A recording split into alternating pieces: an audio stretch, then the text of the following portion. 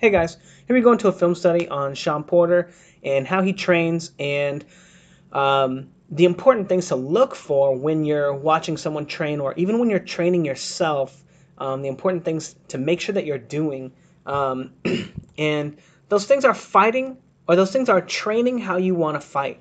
So right away, what do we notice? Shawn Porter coming in on the jab and then slipping to the inside of his opponent and then coming to the body with the left hook. You always want to train how you're going to fight, and watching Shawn Porter fight like this or train like this is exactly how he's going to fight. I know a lot of people do, pad work. They just, that Mayweather style pad work. It's really good for your eyes. If you're doing it with correct weight transitions, it's great for your learning transitions. But what Shawn Porter's doing here is building craft and building a comfortability for moves that he's exactly going to be using in the ring. And that's why he's able to use these feats or use these talents in the ring, is because he trains them and he works hard with them. Notice again, shooting the jab, right, in case he gets into a battle of jabs, slipping to the outside, slipping to the inside to work his way in.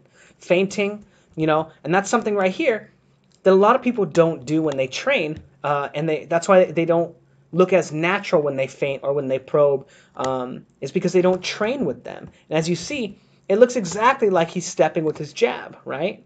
And then he steps here, he doesn't toss his head out there, no headbutt jokes implied. I don't actually think that he's a dirty fighter. I think he gets a bad rap, but again, utilizing the techniques that he wants to do in the fight in his training. As you saw, this one's really interesting. He shoots his jab, and look at how he transitions all his weight onto his front leg, and then he gets a pivot on the outside.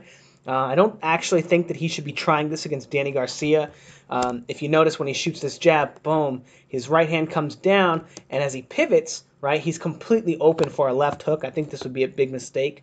But maybe if he does it, with the roll or something else, I think for the most part, he would want to look to do that kind of stuff to the other side, towards Danny's right hand rather than his left hook. That's just my opinion.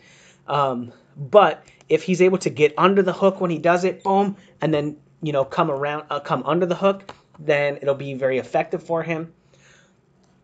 But again, he's going to start getting into the more important stuff right around here. Again, look at how he trains his active guard. See how he's coming in, boom, boom, right? And he does this in training and then allows him to do it so much easier in the fight. It's not forced. It's not like herky-jerky, and it's effective. And because it's part of his craft, because he does it in training, he does it in sparring, and then he gets to see in sparring when people want to time him when he moves this way, how he knows how to fight off of those positions. But here he shoots the jab, and this is beautiful. Notice how it's not a hard jab. He's just coming in with a feinting or a probing jab, and then he rolls, boom, the left hook. Bam, gets under and then goes to the body with the right hand and then moves off the line, and then controls his opponent and throws a couple more body shots. But look at how he works his way in, right? Shoot the jab, slip, and then moves off the line. Doing a lot of great stuff and great feint right there, right? He steps forward like he's going to shoot a jab and then comes in with the right hand. This is going to be amazing if he can get this to work against Porter, right? So notice all his other stuff, right? He comes in, well, right here, shoots the jab, and he steps off of it, right? And then slips, shoot the jab. And now when he steps on this one, instead of throwing the jab, right, boom, right, when Danny Garcia is going to try to counter the jab with the hook, right, like he was doing against Thurman, rather waiting for the right hand, trying to time the right hand coming in. But when Danny Garcia goes to counter with the jab or counter with the hook, because that he steps forward, because Danny Garcia doesn't control the space, he doesn't feint, he doesn't probe, he's not giving his opponents different looks because he's looking to counter, he's waiting, right? Because he's waiting, he's going to have to respect that feint. And if he bites on that feint and thinks it's going to be a jab, and he throws a counter right hand, or he throws his own jab, or, if he reacts to it in the wrong way, that step forward, boom, he's going to get caught with the right hand. And I think that's really cool. I think it's really awesome that he's training it, that he's kind of working on different ways to open up and start his offense. But he's, beautiful. Slip, and then he shuffles forward. So let's see what he's slipping here. Whoops, oh my goodness, I missed it again. So if he slips a jab, right, he can shuffle forward. So you slip, transfer your weight to your left leg, and then you shuffle forward, boom, boom. You come in with some shots. And I think that'll be very effective against Danny Garcia, if that is indeed what he's doing here. And it looks like that's what he's doing, shuffling forward and going with the right hand to the body. Because Danny Garcia doesn't layer his attacks, because he doesn't feint a lot, because he commits to his jab. And if Porter can get Danny Garcia to go first, like he was able to do like Keith Thurman was able to do in their fight, then he's going to have, an easy night so far. Great feinting. The fact that he practices fighting this stuff, he practices doing this with his opponent, with his training partner, his dad, with the body vest on. But it's great stuff, and again, beautiful. His dad's saying to him right here, don't stay there, don't stay there. So he trains in the gym. That's why he's able to move like that and get off the line, is because he does it in the gym. It's not because he's just this incredible guy that he does all this stuff and whatever. It's because he trains it, because he practices it, and then he's able to do it. All of boxing is just drills, and that's all he's doing here are just drills. But he's doing them, kind of out of order. He's not doing one after the other, after the other, after the other of the same drill. But notice his dad's not really telling him what to do here. This is what I like about it as well. He gets to visualize what he wants to do in his own head, right? And he's going to say here, I'm going to use my active guard, feint with the jab right here, step in, roll the hook, pivot to the outside, and go left hook to the body, to the solar plexus right there. Double left hook to the body, left hook to the head. Really clever stuff, really fun stuff from Shawn Porter. And this is why he's such a great fighter. Not such a great fighter, but he's dynamic. This is why he's never in boring fights, because he trains to fight. He's not just looking to take advantage of your mistakes. He's looking to make you make mistakes, and that's what I really like about him. Again, beautiful, slipping to the inside, coming to the inside, and then shooting those right hands, moving away from Danny Garcia's left hook. Some really cool stuff there. Cutting off the ring, kind of skipping forward on that.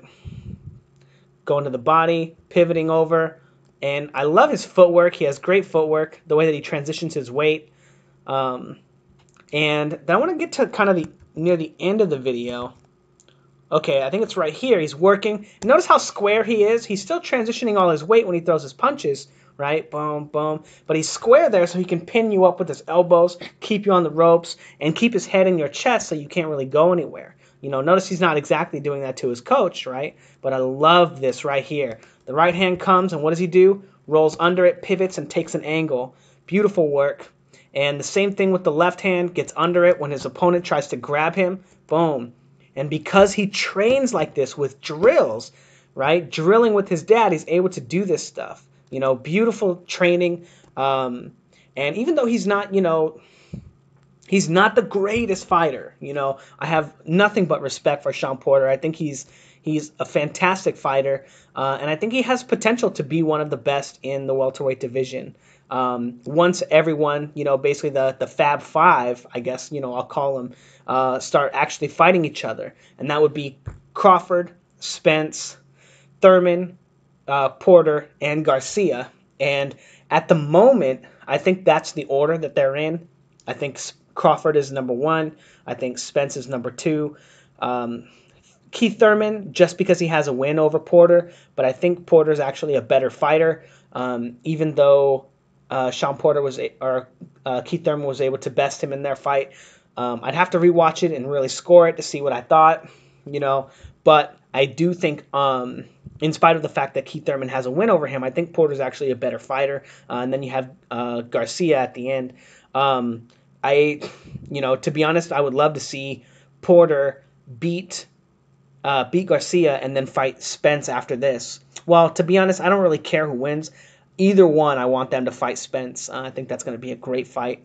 I think that, well, we don't need to talk about that kind of stuff, but anyway, good training video, fantastic training from Shawn Porter. I love where he's going with his workouts, what he's working on, what he's practicing, and developing a craft on it, understanding that there are different ways to fight coming forward, and and to make that kind of stuff happen, that he doesn't have just one way to get inside, like some fighters, flash the lead hand and then shoot your right hand, right? He's very dynamic in that regard. So sometimes it takes a long time to set traps and catch him, you know. But anyway, let me know what you guys think in the comments below. Like, comment, and subscribe.